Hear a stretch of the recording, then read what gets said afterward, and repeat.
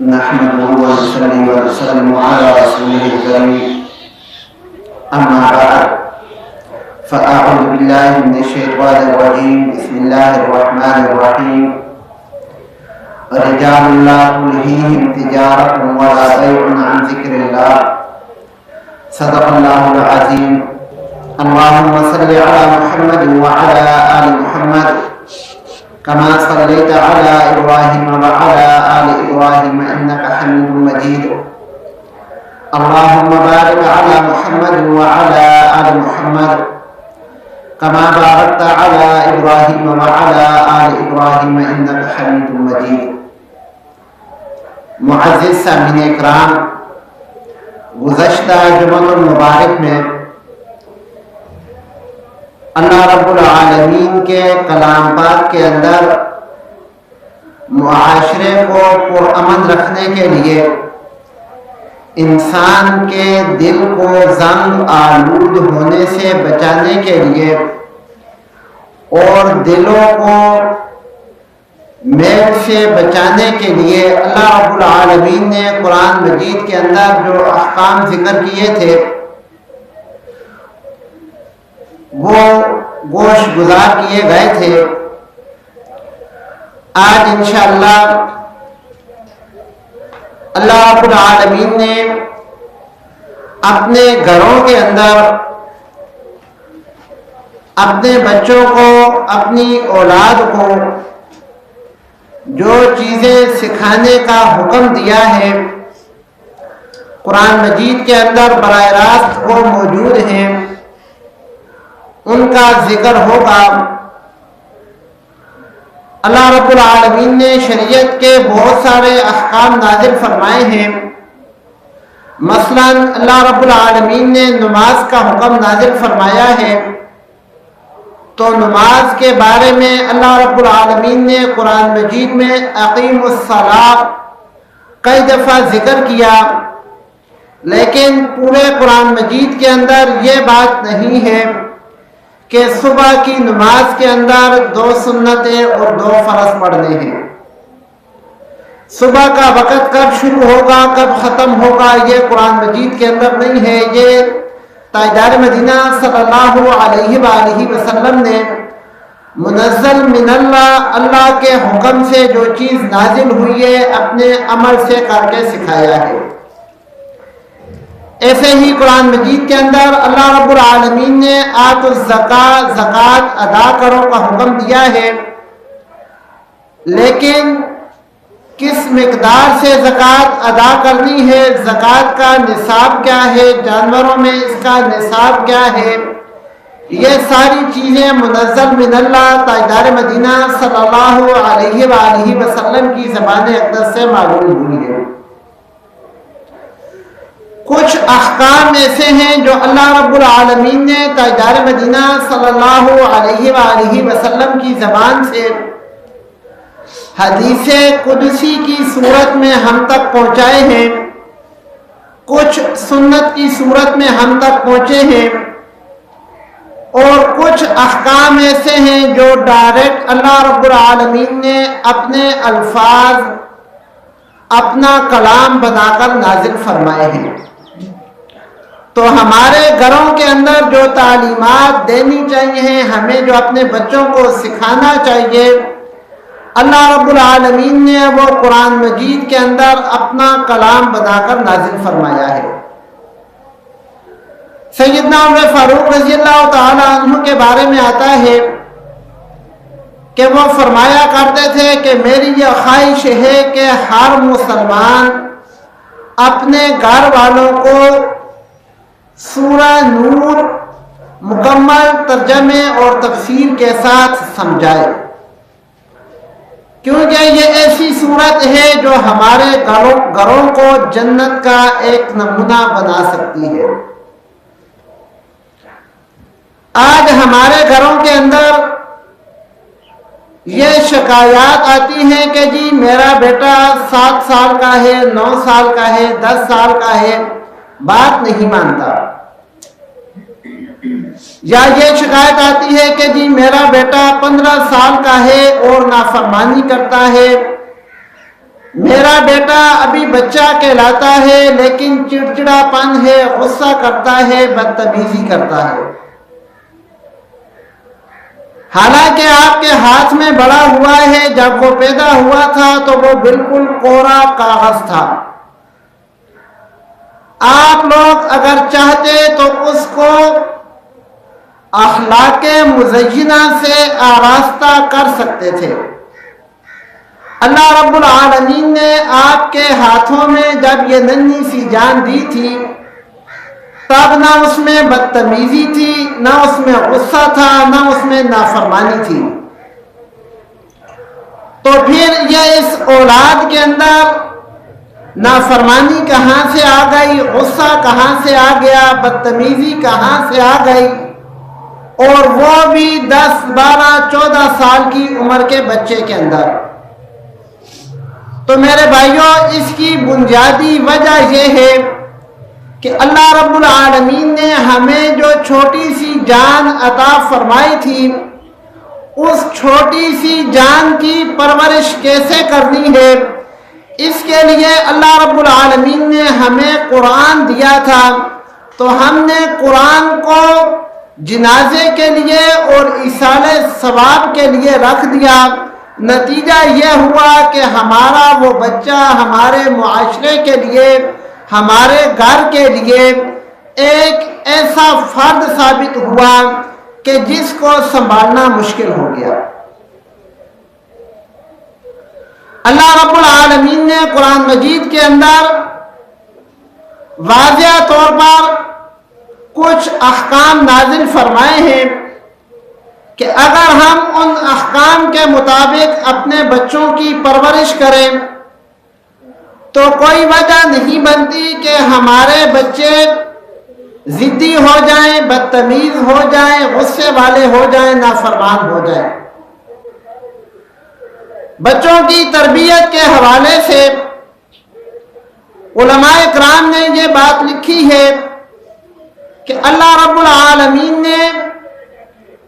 ایک بچے کی پیدائش کے لیے اس کے ماں اور باپ کا ہونا ضروری قرار دیا ہے، اور اس ماں اور باپ کے انتخاب کے لیے سب سے پہلی سیڑھی یہاں سے شروع ہوتی ہے کہ ہم اپنا جیون ساتھی کس کو منتخب کرتے ہیں۔ کیا اللہ رب العالمین نے ہمیں جو تعلیمات دی ہیں ہم ان کے مطابق اس تعلیمات کو سامنے رکھ کر منتخب کرتے ہیں یا اپنی سوچ کے مطابق کرتے ہیں؟ تاجدار مدینہ صلی اللہ علیہ وآلہ وسلم نے فرمایا کہ اپنا جیون ساتھی منتخب کرنے کے لیے آپ نے سب سے زیادہ ترجیح دینداری کو دینی ہے، اور ہم سب سے زیادہ ترجیح دنیا کو دیتے ہیں۔ پھر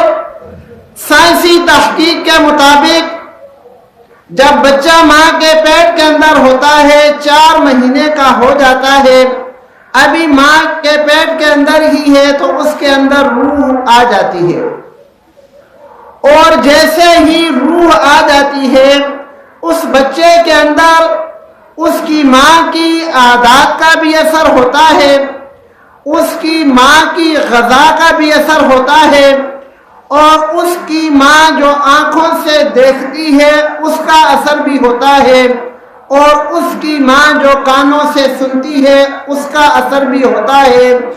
اور اس کا باپ جو باہر سے حلال کما کر لاتا ہے اس کا اثر بھی ہوتا ہے، اور اگر حرام کما کر لاتا ہے تو اس کا اثر بھی ہوتا ہے۔ پھر یہی بچہ جب اللہ رب العالمین اس کو دنیا کے اندر وجود بخشتے ہیں تو اس چیز کا احساس ہمیں ہوتا ہے کہ اب اس کی ماں جو کھائے گی اس کا اثر بچے پہ ہوگا، حالانکہ وہ پیٹ کے اندر بھی ہوتا ہے۔ یہی بچہ جب تھوڑا بڑا ہو جاتا ہے تو ہم یہ سمجھتے ہیں یہ بچہ ہے، حالانکہ شریعت کا حکم ہے جب بچہ پیدا ہو تو پہلے دن اس کے کان میں اذان دی جائے۔ اگر بچہ پہلے دن کی بات کا پیدا ہوتے ساتھ ہی اس بات کا اثر قبول نہیں کرتا تو پھر اس اذان کا کیا مقصد ہوا؟ ہم جب کان میں اذان دیتے ہیں تو اس کا مطلب ہے جیسے ہی بچہ اس دنیا میں آیا جو کچھ وہ سنتا ہے اس کا اثر اس کی زندگی میں ضرور ہوتا ہے۔ تو یہی بچے جب چھوٹے ہوتے ہیں جو کچھ اپنے والدین سے سیکھتے ہیں زندگی میں یہ وہی کرتے ہیں۔ اگر ایک ماں صبح سے لے کر شام تک اپنے گھر کے کام کاج میں مصروف رہتی ہے اور اپنے بچے کو پیار اور محبت سے رکھتی ہے تو وہ بچہ پیار اور محبت ہی سیکھے گا۔ اسی بچے کا والد اگر گھر میں آتے ساتھ ہی اپنے آپ سے انسانیت کو اتار کر درندہ بن جاتا ہے، ایک سے غصے سے بات کی، دوسرے کو ڈرایا، تیسرے کو دمکایا، تو یاد رکھو اس بات کا اثر کسی دوسرے فرد پر ہو یا نہ ہو اس دودھ پیتے بچے پر ضرور ہوتا ہے، اور وہ دودھ پیتا بچہ اس چیز کو ضرور سیکھتا ہے۔ جس بچے کا والد بھی گھر آ کر پیار محبت سے بات کرتا ہے، شفقت کے لہجے سے بات کرتا ہے، یہ ممکن نہیں ہے کہ اس کا بچہ بڑا ہو کر بدتمیزی سے بات کرے، کیونکہ اس نے کبھی بدتمیزی دیکھی ہی نہیں۔ اور جو بچہ صبح اٹھ کر یہی دیکھتا ہے کہ میرے ابو کا پورے گھر میں رعب ہے اور اس کی وجہ یہ ہے کہ ابو کے اندر انسانوں والی کوئی بات نہیں ہے، صبح اٹھتا ہے تو شور شروع کرتا ہے، سوتے وقت تک شور ہی کرتا ہے، یاد رکھو اس بچے کا ذہن یہی ہے کہ میں اونچی آواز سے بات کروں گا تو اگلا بندہ سنے گا، نہیں تو نہیں سنے گا۔ تو غصے کی پہلی وجہ اس کو اس کے والدین دیتے ہیں جو اس کے سامنے غصے میں بات کرتے ہیں، یا اس کے سامنے کسی دوسرے پر غصہ کرتے ہیں۔ بذات خود غصہ بری چیز نہیں ہے، یہ انسان کی ایک فطرت ہے، لیکن اس کا ایک محل ہے، ایک موقع ہے، اس کو وہاں پر استعمال کرنا چاہیے، وہاں پر ہم استعمال نہیں کرتے۔ ایک مثال سمجھاتا ہوں، غصہ جو ہے یہ انسان کی فطرت میں داخل ہے، لیکن ہمارا بچہ نماز نہ پڑھے ہمیں غصہ نہیں آتا، ہمارا بچہ 100 کا نوٹ پھاڑ دے ہمیں غصہ آتا ہے۔ تو بچہ ہمارا یہی سیکھتا ہے کہ نماز کی کوئی قدر و قیمت نہیں ہے، یہ ویسے ہی مسجد بنی ہوئی ہے، اصل چیز یہ 100 کا نوٹ ہے جو میں نے پھاڑ دیا ہے، نہیں تو کاپی کے اندر سے بھی تو میں نے ایک کاغذ پھاڑا تھا۔ اس کا مطلب ہے پیسے کی اہمیت ہے، نماز کی اہمیت نہیں ہے۔ اس کے بعد جو دوسری زیادتی ہم اپنے بچے پر کرتے ہیں، وہ جب ہمارا بچہ 3 سال کا ہوتا ہے، 3.5 سال کا ہوتا ہے، ہم اس کو اسکول میں داخل کروا دیتے ہیں،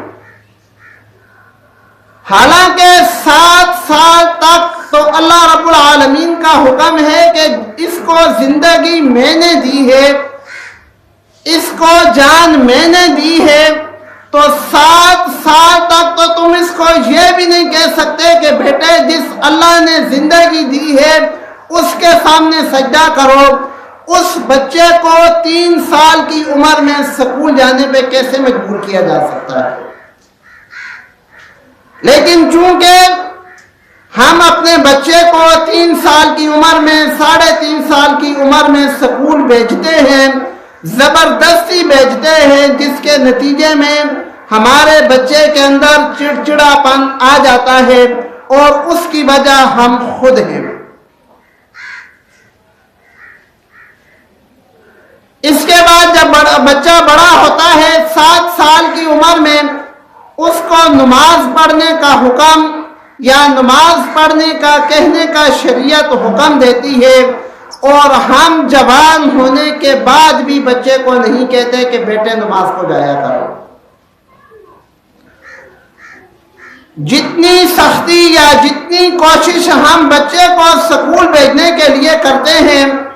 اتنی کوشش اگر ہم نماز پر لانے کے لیے کریں تو ہمارا بچہ کیسے کیا بن سکتا ہے؟ لیکن چونکہ فطرت سے ہٹ کر ہم پرورش کرتے ہیں، اس لیے فطرت سے ہٹ کر وہ بچہ 10 سال کا ہوتا ہے تو اپنے باپ سے بھی بدتمیزی کرتا ہے اور اپنی ماں سے بھی بدتمیزی کرتا ہے، کیونکہ اس کو تمیز سکھائی ہی نہیں گئی، اس کو جھکنا سکھایا ہی نہیں گیا۔ اس کے بعد اللہ رب العالمین نے تاجدار مدینہ صلی اللہ علیہ وآلہ وسلم کو جو تعلیمات دے کر بھیجا ہے وہ یہ ہے کہ 10 سال کی عمر میں اپنے بچوں کا بستر علیحدہ علیحدہ کر دو۔ یہ تو ہمارے معاشرے کے اندر جو غیر انسانی رویہ ہے یا جو ہم اپنے بچوں کے ساتھ غیر انسانی سلوک کر کے اس بچے سے اس کی معصومیت اور اس کی انسانیت چھین لیتے ہیں، یہ ہمارے وہ اقدامات ہیں۔ اور ہمارے اپنے مشاہدے کی بات ہے کہ بچہ جو گھر سے سیکھتا ہے وہی اس کی زندگی کے اندر آتا ہے۔ یاد رکھیں، ایک بچے کی تربیت 70 سے 80% اس کی ماں کرتی ہے، باقی 20 سے 30% اس کا معاشرہ یا اس کا استاد یا اس کا تعلیمی ادارہ کر سکتا ہے، کیونکہ تربیت کے لیے بچے کا بنیادی حق جو ہے تربیت کا وہ چھوٹی عمر ہے۔ جیسے بچہ باتیں کرنا سیکھتا ہے، سننا سیکھتا ہے، وہی عمر اس کی تربیت کی ہوتی ہے اور وہ اس کی ماں کی گود میں ہوتی ہے۔ تو بچے کی تربیت 70 سے 80% اس کی ماں باپ کرتے ہیں۔ اگر وہ اس کی تربیت اچھی کر لیں تو وہ جس معاشرے کے اندر بھی چلا جائے گا اپنے ماں باپ کی تربیت کا اثر اس پر نمایاں نظر آئے گا۔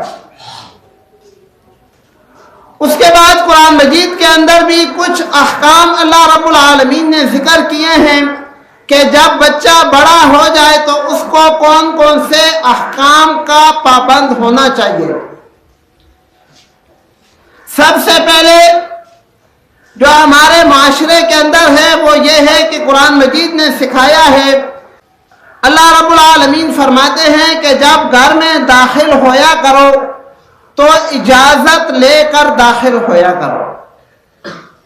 یہ چیز آج تک ہم نے بچوں کو نہیں سکھائی کہ بیٹے جب اپنے گھر میں بھی آؤ تو دروازہ کھٹکھٹا کے یا بتا کر آنا چاہیے، کیونکہ گھر کی 4 دیواری کے اندر بیٹھا ہوا اپنے آپ کو انسان محفوظ خیال کرتا ہے، وہ کس حالت میں بیٹھا ہوا ہے، کس حالت میں لیٹا ہوا ہے، یہ وہی جانتا ہے۔ باہر سے آنے والا آدمی اگر بغیر اجازت کے آئے گا تو اس کو اسی حلیے میں دیکھے گا۔ آج اگر کسی کو کہو کہ اپنے گھر میں اجازت لے کر داخل ہوا کرو، دروازہ کھٹکھٹا کے داخل ہوا کرو، تو وہ کہے گا میرا تو اپنا گھر ہے،